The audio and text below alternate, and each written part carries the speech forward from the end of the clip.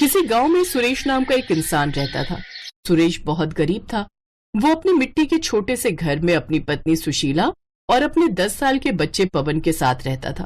वो किसी तरह मेहनत मजदूरी करके अपना घर चलाता था। अरे बिहारी चाचा, हमने तो सोचा था कोई लंबा काम होगा, लेकिन ये भी सिर्फ एक हफ्ते का ही काम था। आज 7वां दिन है। आज सबकी पेमेंट मिल जाएगी, फिर कल नया काम ढूंढना पड़ेगा। अब क्या कर सकते हैं सुरेश बेटा, हम मजदूरों की यही जिंदगी है। हर दिन काम ढूंढना पड़ता है, हर दिन कमाना पड़ता है। खैर, शाम हुई और सारा काम खत्म हो गया। सुरेश और सारे लोगों को मजदूरी मिल गई। पैसा लेकर खुशी खुशी सुरेश अपने घर पहुंचा। आज बड़ा प्यार आ रहा है अपने बेटे पर। लगता है आज तनख्वाह मिल गई। हाँ सुशीला, तुमने बिल्कुल सही कहा। आज तनख्वाह तो मिली है, लेकिन तनख्वाह मिलने के साथ ही जहां मैं काम करता था वो काम भी कंप्लीट हो गया। सोच रहा हूँ कोई लंबा काम मिल जाए, जिससे अपना घर थोड़ा ठीक करवा लूं। मैं तो कितने दिनों से आपसे कह रही हूँ कि घर ठीक करवा लो। गांव में सबके घर पक्के बन चुके हैं, सिर्फ हमारा ही एक छोटा सा मकान मिट्टी का बना हुआ है। बारिश शुरू हो गई है, कब ढह जाए इसका कोई भरोसा नहीं। बस इसी बात का डर तो मुझे भी हमेशा रहता है सुशीला। इसीलिए मैं दिन रात मेहनत किया करता हूँ ताकि किसी तरह अपना घर बनवा सकूं। अगले दिन सुबह सुबह सारे मजदूर काम ढूंढने के लिए एक जगह पर खड़े थे। वहीं पर सुरेश भी खड़ा था और काम की तलाश में था। इस बार कोई लंबा काम मिल जाए ताकि बार बार काम ढूंढना ना पड़े। लेकिन वो कहते हैं ना, कुछ अच्छा होने से पहले बहुत बुरा जरूर होता है। सुबह सुबह बहुत तेज बारिश होने लगी। सुरेश को अपने घर की चिंता सताने लगी। सुरेश भागकर तुरंत अपने घर चला गया, लेकिन घर जाकर देखा तो उसका मिट्टी का पूरा घर ढह चुका था। सुशीला और पवन रो रहे थे। पापा, हमारा घर टूट गया। हम लोगों ने अपना घर बहुत संभालने की कोशिश की, पर तूफान बारिश से अपने घर को नहीं बचा पाए। अब हम कहाँ रहेंगे पवन के पापा? बारिश बहुत तेज हो रही है। पास में रेलवे स्टेशन है, वहीं पर चलते हैं। वहीं रुककर सोचते हैं कि क्या करना है। सुरेश अपनी पत्नी और बेटे को लेकर पास में बने रेलवे स्टेशन पर चला गया। वो लोग वहीं प्लेटफॉर्म पर रुक गए ताकि बारिश से खुद को बचा सके। यहाँ प्लेटफॉर्म पर हम दिन में तो रुक सकते हैं, लेकिन रात का क्या? तुम पवन के साथ यहीं रुको, मैं आसपास कुछ देखता हूँ, किसी से मदद मांगने की कोशिश करता हूँ। उस बारिश में सुरेश स्टेशन के आसपास ही लोगों से मदद मांगने लगा, लेकिन किसी ने भी उसकी कोई मदद नहीं की। तभी अचानक थोड़ी दूर पर सुरेश को एक खाली बोगी दिखाई दी। सुरेश भागकर अपनी पत्नी और बेटे के पास गया। पवन, सुशीला, चलो मेरे साथ। वो सामने एक बहुत पुरानी बोगी खड़ी है, वहाँ पर कोई आता जाता भी नहीं होगा। हम वहीं पर रुक सकते हैं। वो अपनी पत्नी और बेटे के साथ उसी बोगी के अंदर चला गया। वहाँ उसने चादर से बिस्तर बना दिया।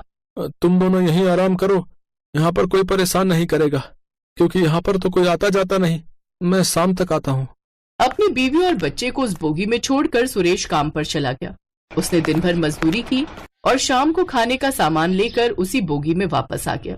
सुशील ने खाना बनाया और सभी को खिला दिया।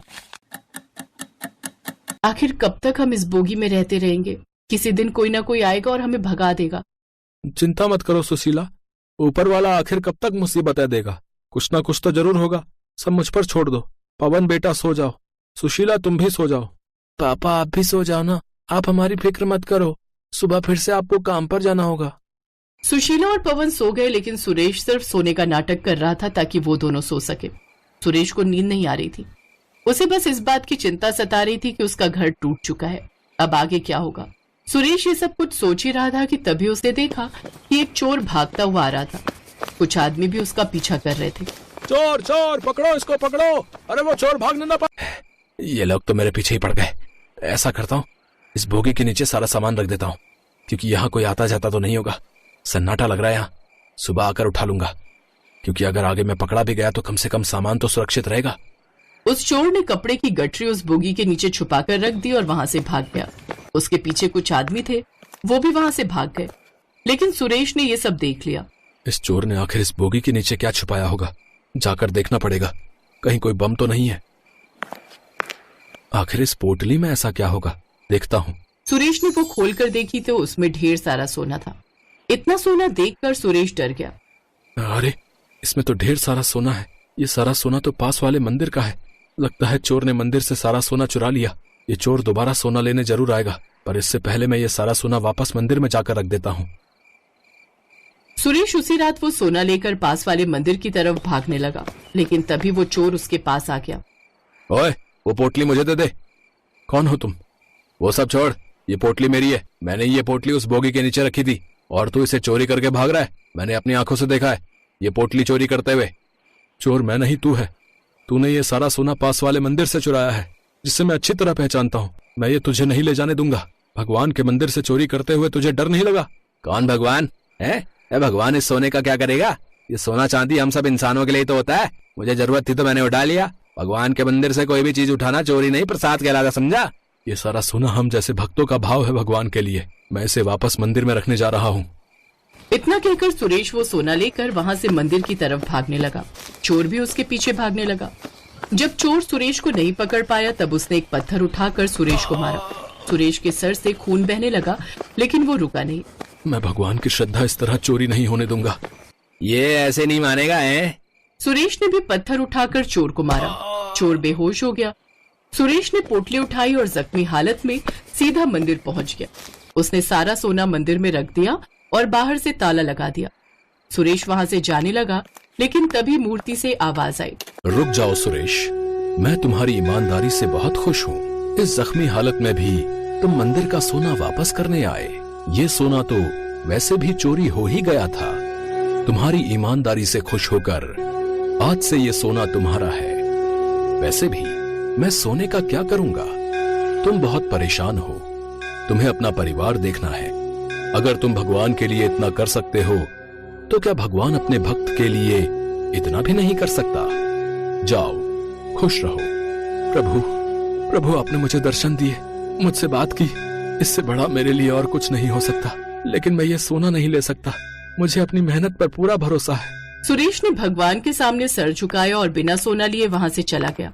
जब वो भागकर बोगी में वापस गया तो उसने देखा कि उसकी बोगी में ढेर सारा सोना इधर उधर बिखरा पड़ा था। तभी आकाशवाणी हुई।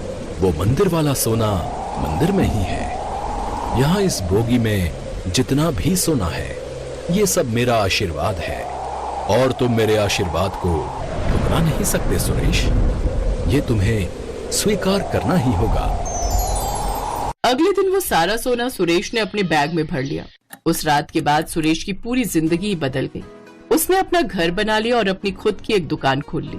उसने अपने घर के बाहर एक मंदिर भी बनवाया। पापा, हमें भगवान ने कितनी तकलीफें दी, लेकिन अचानक ये सब चमत्कार कैसे हुआ? इसके बाद सुरेश ने उस रात वाली सारी बात अपने बेटे और पत्नी को बता दी। अब वो लोग खुशी खुशी रहने लगे।